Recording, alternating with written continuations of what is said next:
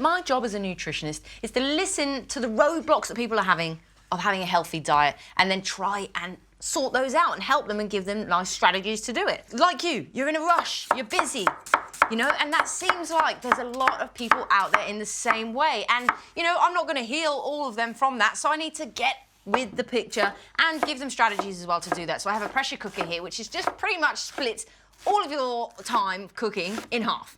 Well, it splits a lot of cooking because I've done all the chopping, haven't I? Right, see, I just chat away. It's yeah, also like my that. strategy. I'm a smart gal. Okay. Now, I'm just microplaning some garlic here. So we've got the Nice. traditional base of garlic, onion, and some ginger. So this is, of course, the carrot, ginger, and lentil soup. So it's great. It's got that lentil element in. Brilliant for vegans, vegetarians, and meat eaters as well, when you fancy going a bit plant-based. And Whoa, because you're using the pressure cooker, it's going to cook really, really fast. That's the idea, isn't it? Really, really fast. So this isn't really a set and forget. You want to make sure you're around when the pressure cooker is on, but what it will do is it will mean that's taken care of. What can I get up to now? Which is brilliant, isn't it? I like that. Now, with the carrots, I'll just chop them sort of like this. Is that the size you want? Exactly, yes. like And you can, like, we're doing a carrot one today, but you can really look in your fridge and go, what do I need to get rid of? Chuck it in the pressure cooker, and you've got a soup. And the soups aren't complicated. There are no rules. You can make up whatever you want. Some bacon, duck, leftover T-bone steak in there. Look, you know, I'm not Couple anyone eggs. to judge. If that's what you're into, and I know it is, then go for it. Now, I have some turmeric here. I'm also going to add some black pepper a little later on as well, which is just going to help with the active ingredients coming out with this one so that you get all that brilliant anti-inflammatory medicinal properties, which is great, isn't it? like We're all that, a I bit like that. inflamed. Now, I'm just going to put this one on for the first, just on a nice low heat, because we're just going to sweat it off. You can just put it all in and go straight away, but we've got a bit of time here. So a bit of extra virgin olive oil just in the base, just like you would a normal pan. You can use butter if you wanted to, or ghee, or... Of course you can.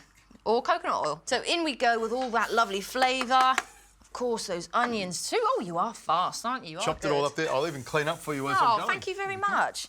In there with that onion. This is a really easy recipe. This Oh, showed this all is it. so easy. This is ridiculous.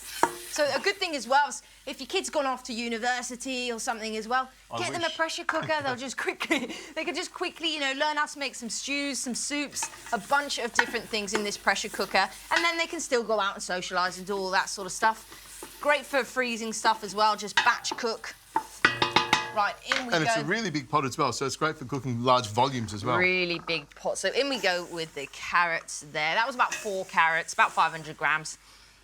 And I have 1 cup of lentils here as well. Of course, you can change that. You can have chickpeas, kidney beans, anything that you want, or meat as well, another protein.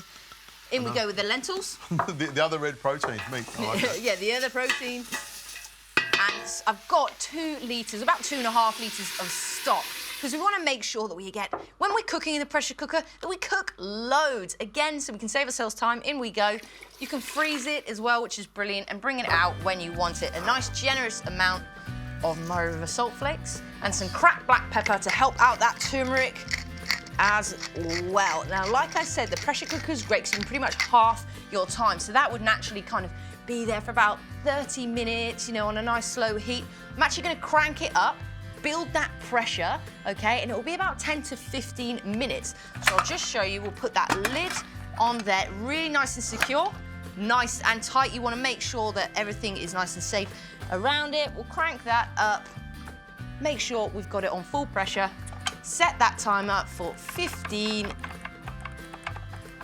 minutes, which is really only the amount of time that we can have a cup of tea or something together. And some biscuits. All right.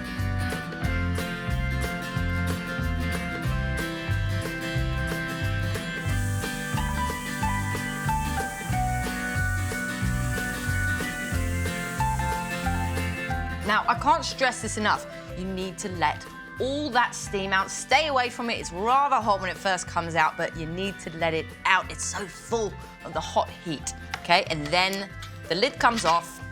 Oh, look at that. Look at It's that. just like a normal soup. Treat it just like a normal pot. Beautiful. That So, steam coming up. In we go over here. Now, you don't have to blend it, but it's a nice thing to have a nice smooth soup, I think. So just with a nice soup blender.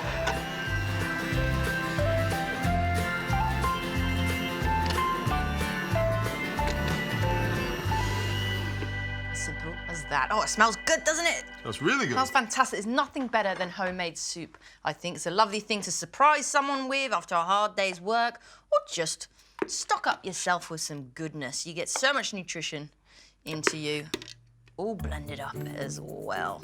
And when you're not feeling well, there's nothing like a soup to make you feel warm again and make you feel therapy, good. Isn't it? So a nice, generous bowl. It is a very generous bowl. Just there. And then, we're not finished yet.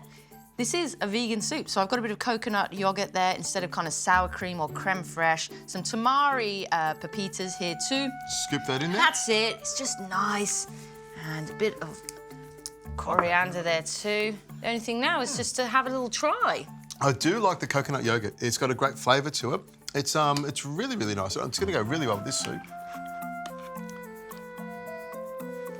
Really good. Rosie, simple flavours. There's nothing over the top, nothing offensive in it at all. It actually has a beautiful sweetness to it. Yeah. I really, really enjoyed the soup. Well done. Oh, thank you. Cheers.